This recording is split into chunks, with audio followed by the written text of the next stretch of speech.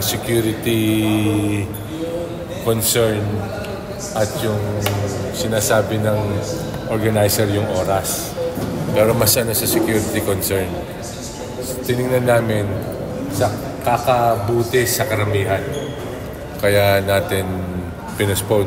May isang probinsya na tingnan natin kung maayos, pero pag hindi pa na within 2 weeks o after Holy Week, baka ma-postpone na baka ma-cancel yung All-Star natin.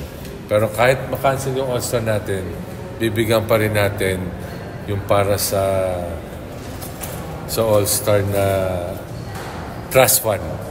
Magbibigay pa rin ng PBA ng trust fund sa mga players kasi yun ang binibigay natin every All-Star. So, tingnan mo natin as of now, kausap na rin namin si Governor at si Mayor ng Panabo at yung mga tutulong sana sa atin sa Davao. Yun ang concern nila.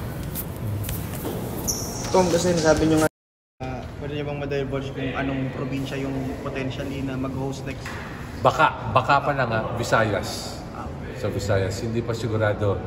On talks pa kami pero hindi pa sila kasi konting oras na lang yung yung pagitan alam niyo yung All-Star dapat natin May 2 to 3.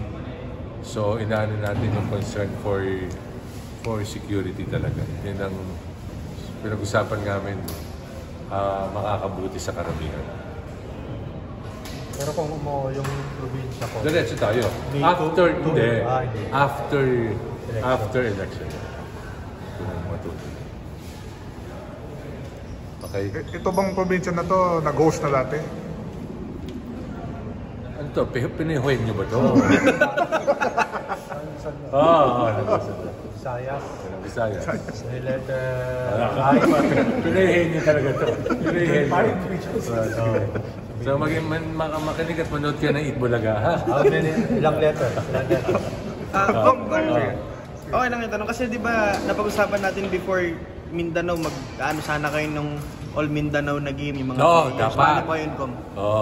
So kung matutuloy, baka diretso na natin o tingnan natin kung anong mangyayari. Dapat All Mindanao team.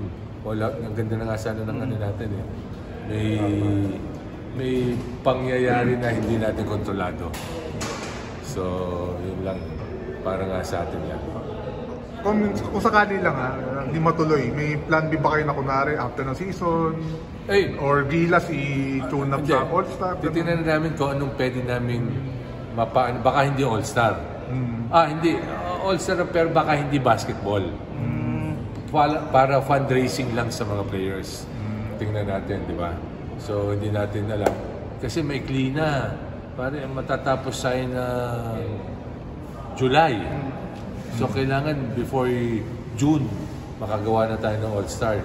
Pag July, ayun na. May Gilas na sa August. Dire-diretso na yun. So, konti lang yung leeway natin. Or kahit example yun, All-Stars versus Gilas before na... Bakit hindi? Ang problema lang natin, walang problema yung mga teams, walang problema yung lugar sa natin gaganapin. Dito, ginana natin dito sa Metro Manila na 4 na beses. Hindi naman nag-click. So talaga maganda sa probinsya. Ang problema lang natin yung lugar. Pero kahit bukas pwede tayo mag-All-Star Problema lang natin yung lugar. Kung paano po yung mga votes na na-accumulate? Nandun pa rin. So kasi baka matuloy.